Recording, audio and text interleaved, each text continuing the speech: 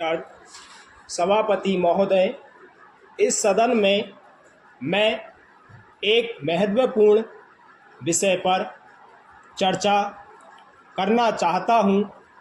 मेरे सब माननीय सदस्य इस बात से अच्छी तरह से परिचित हैं कि आज देश की सामान्य स्थिति ठीक नहीं है। देश में बेकारी दिन प्रतिदिन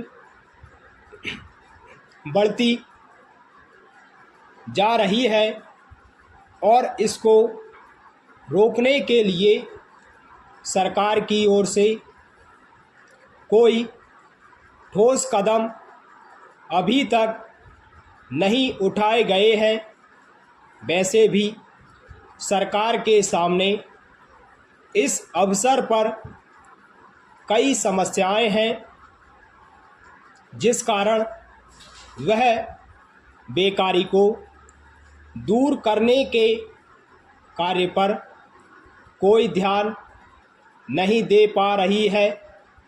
यदि इस भयंकर समस्या की ओर सरकार ने उचित समय पर ध्यान नहीं दिया और बेरोजगारी को दूर करने के लिए कोई निश्चित कदम नहीं उठाए तो देश का बेरोजगार वर्ग क्रांति के रास्ते पर बढ़ सकता है।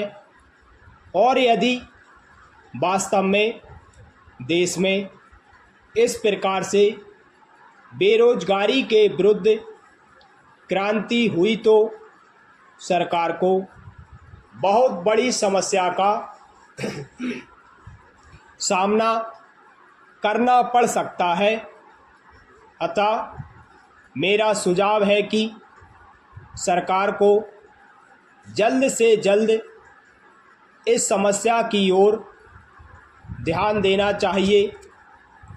बेरोजगार वर्ग के लिए ऐसा निश्चित कार्यक्रम बनाना चाहिए कि वे समय पर अपनी योग्यता के अनुसार रोजगार प्राप्त कर सकें। यदि सरकारी सेवाओं में सभी शिक्षित बेरोजगारों को स्थान नहीं भी मिल पाता है तो उनके लिए कुटीर एवं लघु उद्योग स्थापित करके काम के अवसर दिए जाने चाहिए। यही नहीं, शिक्षा प्रणाली में भी उचित परिवर्तन करने की आवश्यकता है। भारत जैसे देश में ऐसी शिक्षा दी जानी चाहिए ताकि युवा वर्ग कुटीर उद्योगों और लघु उद्योगों की ओर रुचि रखे और तकनीकी काम में भाग लेकर बेरोजगारी को दूर करने के साथ साथ देश को खुशहाल बनाने में भी अपना योगदान दे सके।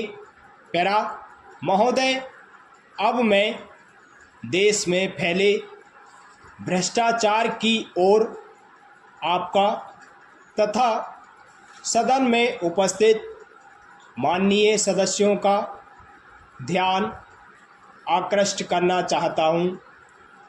आप सभी सदस्यों को मालूम ही है कि आवश्यक वस्तुओं के मूल्यों में लगातार वृद्धि होती जा रही है।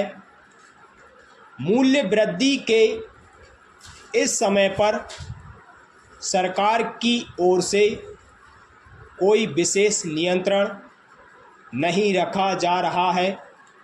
परिणाम स्वरूप देश की जो आम जनता है उसे बड़ी परेशानी का सामना करना पड़ रहा है। व्यापारी वर्ग मुनाफाखोरी की ओर बढ़ता जा रहा है और आम जनता महंगाई से दबती जा रही है।